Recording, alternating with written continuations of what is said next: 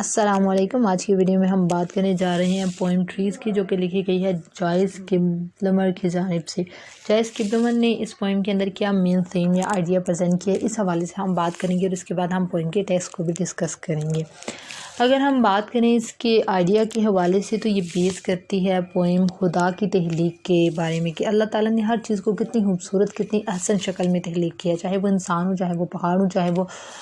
سمندر ہوں، آبشاریں ہوں یا پھر درخت ہوں۔ تو اس پوئم کے اندر اسپیسیفکلی اس نے فوکس کیا درخت کے اوپر، اور پھر اس نے اس کا کنٹراسٹ بھی کیا کہ جو انسان کی تخلیق ہوتی ہے، چاہے وہ ایک پوئم ہی کیوں نہ ہو، وہ کس قدر نیرو ہوتی ہے، کس قدر جو ہے اس کے اندر خامیاں لی ہوتی ہیں، لیکن جو اللہ کی تخلیق ہوتی ہے وہ کس قدر مکمل ہوتی ہے، اور اس کے اندر کس طرح اچھی چیزیں اور ایڈوانٹیجز آپ کو نظر آتی ہیں۔ شروع کرتے ہیں ہم اس کے ٹیکسٹ کی۔ I think that I shall never see a poem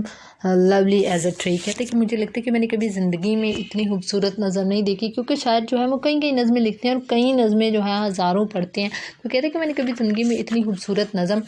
نہیں دیکھی جتنی میں نے ایک خوبصورت درخت دیکھا ہے۔ A tree that looks at God all day۔ کہتے ہیں کہ ایسا درخت ہمیشہ گاڈ کی طرف دیکھتا رہتا ہے۔ And lifts her leafy arms to pray۔ اور اپنے جو شاخوں، اپنے پتوں سے بھری ہوئی جو بازو ہیں یعنی شاخیں ہیں، ان کو خدا کے سامنے عبادت کے لیے کھول دیتے ہیں۔ یعنی انسان جو ہے ان کے پاس تو ٹائم نہیں ہے، ان کے پاس تو وقت نہیں ہے کہ وہ خدا کی جو ہے وہ عبادت کر سکیں، اور بس وہ اپنی دنیا داری میں اور آل دیٹ اسٹف اس میں لگے ہوئے ہیں۔ لیکن کہتے ہیں مجھے درخت بہت خوبصورت لگتے ہیں جو سارا دن خدا کی طرف دیکھتا رہتا ہے خاموشی سے، اور پھر جو ہے اپنی شاخوں کو، جو پتے ہیں، اپنی شاخیں جو ہیں، وہ اصل میں اس کے بازو اس نے کہا ہے اس کی شاخوں کو، اور اس کے اوپر جو پتے ہیں وہ سب جو ہے صرف گاڈ کی عبادت میں لگے ہوئے ہیں۔ A tree that may in summer wear a nest of robins in her hair۔ کہتے ہیں کہ ایسا درخت جو دوسروں کو بھی فائدہ پہنچاتا ہے، ایک ایسا درخت جو دوسروں کے لیے بھی اچھا کام کرتا ہے، وہ یہ کہ وہ سمر کے موسم میں، موسم گرما میں پرندوں کو اپنے اوپر الاؤ کرتا ہے کہ اس کے اوپر گھونسلے بنائیں، اس کی شاخوں کے اوپر اپنے آشیانے بنائیں، اور اس سے جو ہے وہ اپنے گھروں کو آباد کریں۔ Upon whose bosom snow has lain, who intimately lives with rain۔ کہتا ہے کہ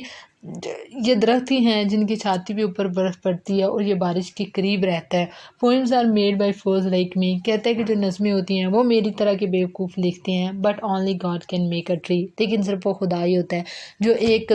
ٹری کو جو ہے وہ بنا سکتا ہے، یعنی کہ گاڈ ہی ہے صرف وہ ایسی چیز کو تخلیق دے سکتا ہے جو کہ خوبصورت ہو، جو کہ اس کی عبادت میں مصروف ہو، جو کہ دوسروں کو فائدہ پہنچاتی ہو۔ تو اللہ تعالیٰ نے انسان کو بھی احسن شکل میں جو ہے وہ بنایا۔ اللہ تعالیٰ قرآن پاک میں فرماتے ہیں کہ ہم نے انسان کو بہترین شکل میں پیدا کیا ہے، یعنی کہ ہر انسان انڈیویجولی اللہ کی نظر میں خوبصورت ہے۔ whenever you think کہ کوئی آپ کو کہہ رہا ہے آپ کا قد چھوٹا ہے، آپ کا قد لمبا ہے، آپ موٹے ہیں، آپ پتلے ہیں، آپ کی آنکھیں ایسی، آپ نے اینک کیوں لگائی ہوئی ہے، کسی بھی قسم کی انسیکیورٹی کا آپ کو شکار کرتا ہے، تو آپ نے صرف ایک چیز یاد رکھنی ہے، وہ ایک چیز یہ ہے کہ آپ اللہ تعالیٰ کو خوبصورت لگتے ہیں، اللہ تعالیٰ کو آپ ایسے ہی پسند نہیں، اس لیے اللہ تعالیٰ نے آپ کو ایسے بنایا ہے۔ اسی طرح اللہ تعالیٰ نے آپ کو اور مجھے ایسے تخلیق کیا، کیونکہ اللہ تعالیٰ کہتے ہیں کہ ہم نے انسان کو بہترین شکل میں پیدا کیا ہے۔ یعنی یہ نہیں کسی ایک انسان کی بات نہیں ہو رہی، دنیا کے تو پیمانے ڈفرینٹ ہیں کہ ناک ایسا ہو اور آنکھیں ایسی ہو، یہ وہ بات ٹھیک ہے، لیکن اللہ تعالیٰ کو جیسے آپ ہیں ویسے ہی پسند ہے۔ جب بھی کوئی آپ کو اس طرح کی انسیکیورٹی میں ڈالنے کی کوشش کرے، تو پہلے آپ خود کے اندر اعتماد لائیں اور خود کو صرف یہ چیز باور کروانے کی کوشش کریں کہ آپ جیسے ہیں، آپ کا قد جیسا ہے، وہ زیادہ لمبے ہیں، زیادہ چھوٹے ہیں، آپ موٹے ہیں، آپ زیادہ اسکنی ہیں، آپ کی ناک کیسی ہے، تو یہ وہ آپ نے صرف ایک چیز سوچنی ہے کہ اللہ تعالیٰ نے آپ کو ایسے بنایا اور اللہ تعالیٰ آپ ایسے ہی پسند ہے۔